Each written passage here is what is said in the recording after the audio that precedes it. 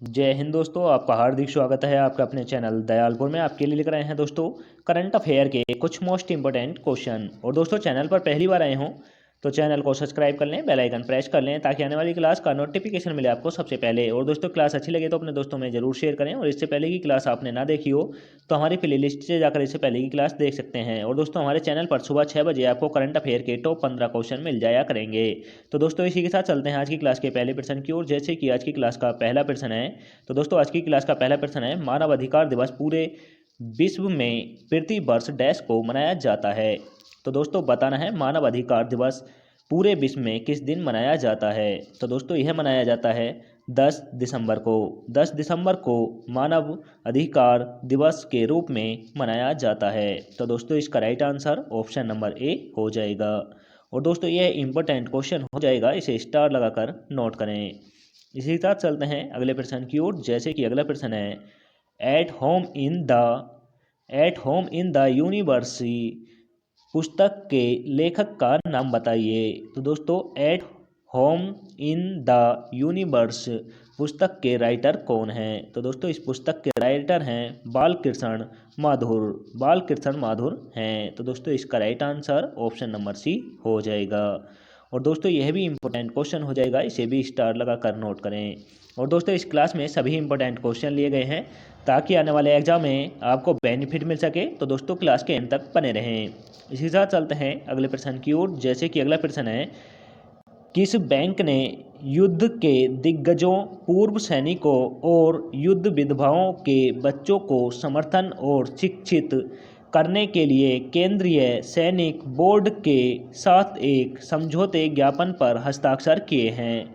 तो दोस्तों यह किए हैं भारतीय स्टेट बैंक ने। यह भारतीय स्टेट बैंक ने युद्ध में दिग्गज और पूर्व सैनिक और युद्ध विधवाओं के बच्चों को समर्थन और शिक्षा के लिए एक समझौते ज्ञापन पर हस्ताक्षर किए हैं। तो दोस्तों इसका right answer option number D हो जाएगा। दोस्तों यह वेरी इंपॉर्टेंट क्वेश्चन हो जाएगा, इसे डबल स्टार लगाकर नोट करें। इसी के साथ चलते हैं दोस्तों अगले प्रश्न की ओर। जैसे कि अगला प्रश्न है, निम्नलिखित में से कौन स्पेस एक्स का पहला फ्लाइट सर्जन था। तो दोस्तों बताना है निम्नलिखित में से कौन स्पेस एक्स का पहला फ्लाइट सर्जन था। तो दोस्तों यह थे अनिल मेनन थे। तो दोस्तों इसका right answer option number A हो जाएगा। और दोस्तों यह वेरी इंपॉर्टेंट क्वेश्चन है, इसे भी स्टार लगाकर नोट करें। इसके साथ चलते हैं अगले प्रश्न की ओर। जैसे कि अगला प्रश्न है, आंग सान सू की को हाल ही में 4 साल कैद की सजा सुनाई गई थी। वह एक प्रमुख नागरिक नेता हैं जो किस देश से संबंधित हैं। तो दोस्तों बताना है आंग सान सू की को हाल ही में सजा सुनाई गई है 4 साल की, और यह किस देश के नागरिक नेता थे। तो दोस्तों यह थे म्यांमार के नेता थे। तो दोस्तों इसका राइट आंसर ऑप्शन नंबर ई हो जाएगा। इसी के साथ चलते हैं अगले प्रश्न की ओर। जैसे कि अगला प्रश्न है, राष्ट्रीय मंडल भारोत्तोलन चैंपियनशिप 2021 में पुरुषों की 55 किलोग्राम स्नेच श्रेणी में स्वर्ण पदक किसने जीता है। तो दोस्तों यह जीता है संकेत महादेव सरगर ने जीता है। तो दोस्तों इसका right answer option number D हो जाएगा। और दोस्तों यह भी इंपॉर्टेंट क्वेश्चन हो जाएगा, इसे भी स्टार लगाकर नोट करें। इसी के साथ चलते हैं अगले प्रश्न की ओर। जैसे कि अगला प्रश्न है, निम्नलिखित में से किस मंत्रालय ने मातृभाषा के अलावा किसी अन्य भाषा को बढ़ाने के लिए भाषा संगम मोबाइल ऐप लॉन्च किया है। तो दोस्तों यह किया है शिक्षा मंत्रालय ने मातृभाषा के अलावा अन्य भाषा को बढ़ावा देने के लिए संगम मोबाइल ऐप लॉन्च किया है। तो दोस्तों इसका right answer option number B हो जाएगा। और दोस्तों यह वेरी वेरी इंपॉर्टेंट हो जाएगा, इसे डबल स्टार लगाकर नोट करें। इसी के साथ चलते हैं दोस्तों अगले प्रश्न की ओर। जैसे कि अगला प्रश्न है, केंद्रीय मंत्रिमंडल ने केन बेतवा नदी को जोड़ने की परियोजना के लिए 10 करोड़ रुपए की केंद्रीय सहायता प्रदान की है। तो दोस्तों यह की है 39,317 करोड़ रुपए की। यह 39,317 करोड़ रुपए की सहायता प्रदान केंद्रीय मंत्रिमंडल ने केन बेतवा नदी को जोड़ने की परियोजना के लिए किया है। तो दोस्तों इसका right answer option number C हो जाएगा। इसी के साथ चलते हैं अगले प्रश्न की ओर। जैसे कि अगला प्रश्न है, 1 लाख से अधिक लोगों को फिर शिक्षित करने के लिए किस संगठन ने भारत में साइबर सुरक्षा कौशल प्रशिक्षण कार्यक्रम शुरू किया है?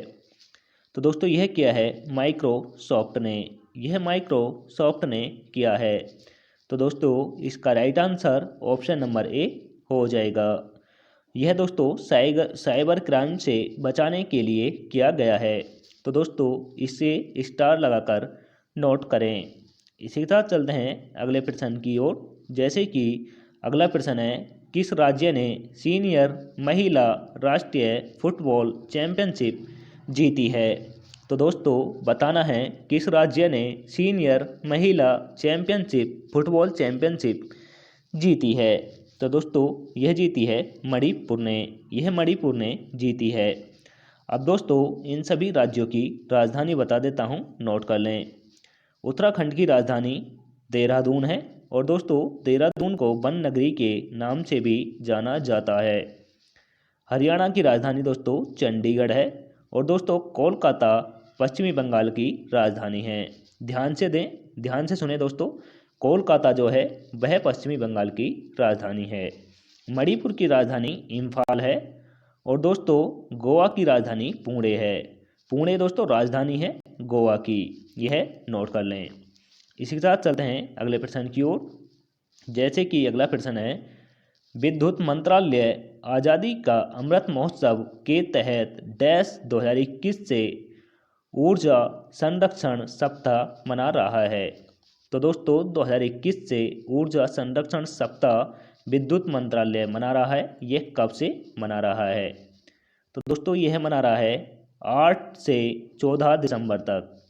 8 से 14 दिसंबर तक मना रहा है। तो दोस्तों इसका right answer option number C हो जाएगा। इसी के साथ चलते हैं अगले प्रश्न की ओर। जैसे कि अगला प्रश्न है, निम्नलिखित में से किस बैंक को हाल ही में भारतीय रिजर्व बैंक द्वारा अनुसूचित बैंक का दर्जा दिया गया है? तो दोस्तों बताना है निम्नलिखित में से किस बैंक को हाल ही में भारतीय रिजर्व बैंक द्वारा अनुसूचित बैंक का दर्जा दिया गया है। तो दोस्तों यह दिया गया है पेटीएम पेमेंट बैंक को। यह पेटीएम पेमेंट बैंक को दिया गया है। तो दोस्तों इसका right answer option number D हो जाएगा।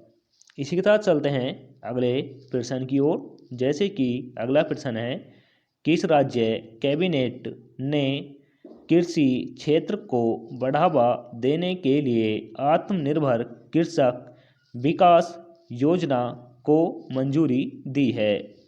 तो दोस्तों किस राज्य की कैबिनेट ने कृषि को क्षेत्र के बढ़ावे को देने के लिए आत्मनिर्भर कृषक विकास योजना शुरू किस राज्य ने की है, यह बताना है।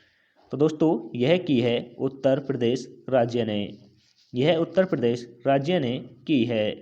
तो दोस्तों इसका right answer option number A हो जाएगा। और दोस्तों यह वेरी इंपॉर्टेंट क्वेश्चन हो जाएगा, इसे स्टार लगाकर नोट करें। अब दोस्तों इन सभी राज्यों की राजधानी बता देता हूँ, नोट कर लें। उत्तर प्रदेश की राजधानी लखनऊ है और दोस्तों अभी मैंने बताया था लखनऊ को नवाबों के शहर के नाम से भी जाना जाता है। उत्तराखंड की राजधानी देहरादून है और दोस्तों देहरादून को वन नगरी के नाम से भी जाना जाता है। मध्य प्रदेश की राजधानी भोपाल है। गुजरात की राजधानी गांधीनगर है। महाराष्ट्र की राजधानी मुंबई है और दोस्तों मुंबई को भारत की आर्थिक राजधानी के नाम से भी जाना जाता है। और दोस्तों महाराष्ट्र को सूती वस्त्र की राजधानी के नाम से भी जाना जाता है। इन सभी को नोट कर लें। इसी के साथ चलते हैं आज की क्लास के लास्ट क्वेश्चन की ओर। जैसे कि आज की क्लास का लास्ट क्वेश्चन है, निम्नलिखित में से किस देश ने बीजिंग 2022 शीतकालीन ओलंपिक के राजनयिक आविष्कार में शामिल नहीं किया गया है। तो दोस्तों बताना है निम्नलिखित में से किस देश ने बीजिंग 2022 शीतकालीन ओलंपिक के राजनयिक आविष्कार में शामिल नहीं किया है। तो दोस्तों यह रूस को नहीं किया है, यह रूस देश को इसमें शामिल नहीं किया है। तो दोस्तों इसका राइट आंसर ऑप्शन नंबर ई हो जाएगा। और दोस्तों बीजिंग में शीतकालीन ओलंपिक 2022 होंगे, यह भी नोट कर लें। और दोस्तों बीजिंग यह चीन की राजधानी है, यह भी याद रखें। दोस्तों आज की क्लास यहीं पर समाप्त होती है। क्लास कैसी लगी कमेंट करके ज़रूर बताएं। और दोस्तों क्लास अच्छी लगी हो तो अपने दोस्तों में ज़रूर शेयर करें। और दोस्तों इससे पहले की क्लास आपने ना देखी हो तो हमारी प्लेलिस्ट से जाकर इससे पहले की क्लास देख सकते हैं। आज की क्लास दोस्तों यहीं पर समाप्त होती है। मिलते हैं नेक्स्ट क्लास के साथ। जय हिंद, वंदे मातरम।